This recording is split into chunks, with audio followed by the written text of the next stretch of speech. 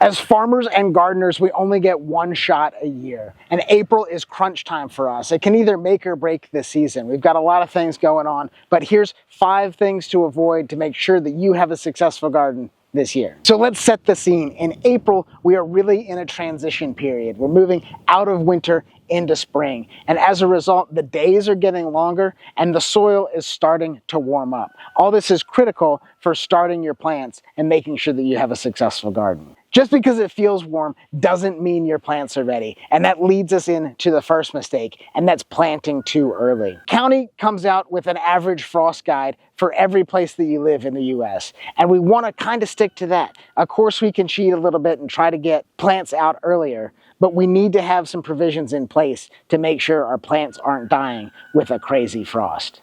Those things are like using milk jugs to cover plant starts that are just let into the garden. The other is having like row coverings. They go in over hoops and they just break the frost up. So the ice isn't accumulating on the plant, it's accumulating on the outside.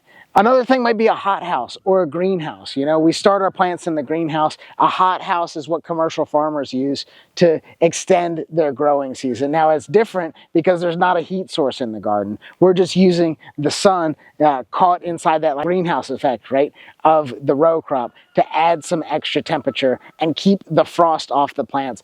Another thing might be watering your crops at nighttime because that extra moisture in the soil gives some sort of buffer to the frost and the plant health. But we need to have something of in case of a crazy or a weird frost that's may not be forecasted on the weather exactly right. We know weathermen are super reliable. So mistake number 2 is ignoring soil prep. Now the best time to prep your soil was 20 years ago. The second best time is in the fall or the early winter so that the soil has time to relax.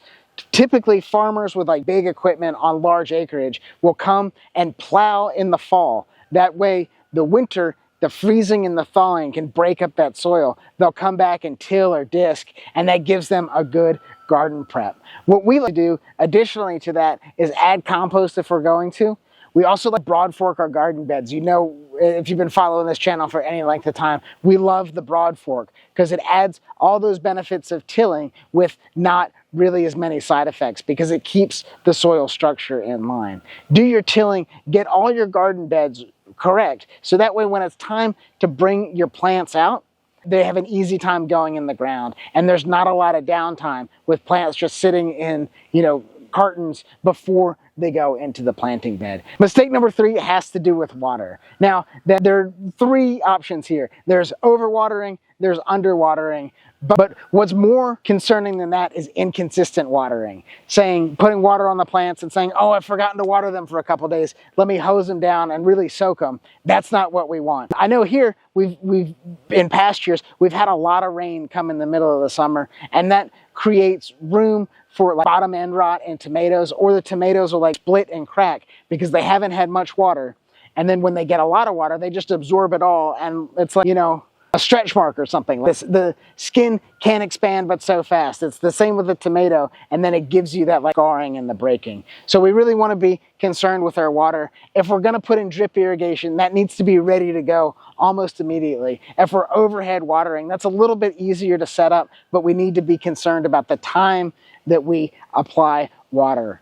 We really want to make sure that water is consistent. That's the takeaway here. So while we're talking about tomatoes, that takes us into our next mistake, and that's planting everything all at once. I know I'm guilty of this, but we want to get all the crops out. We plant them all at one time, and that really doesn't allow for the best harvesting. So things lay on the vine a little bit because we're just overwhelmed with the number that we get. So we don't harvest them in the time that we need to, and it leads to just crop dying in the field. Where if we staggered that planting, not only would we not have the produce becoming available all at one time, but we would have product becoming available throughout the entire season. And we've established different varieties. So we're not planting all at once one variety that's all going to come due. We're planting multiple varieties, and it gives us a steady progression of harvesting when it comes time. And the final mistake is not spacing our plants correctly. There's lots of information on the internet that says, give us a foot, give us 2 feet between tomato plants. Whatever it is, we need to be able to maintain that planting. Square foot gardening is a wonderful resource about how we can fit a lot of plants in there. If we space them too close together, it's easy for vegetation to kind of take over. Then we have all this undergrowth that doesn't allow air to flow in there, and we're back to the bottom rot that we were talking about earlier. And if we plant them too far apart, now we're having difficulty with like weed growth growing up. Now we have procedures to handle that, whether it be chop and drop, heavy mulch or sheet mulch, whatever. There's ways to handle that, but if we space and if we plant the plants correctly, we can really alleviate a lot of stress and a lot of work for us when we do it. There's a sweet spot, and you'll have to get our spring garden success guide that'll help you with doing that. Or there's lots of information on the internet too, but make sure that that plant spacing is accurate. So you're growing or farming this season, it's really important that we do things correctly because you only get one shot at this. This April can ruin your whole season if we don't do it right.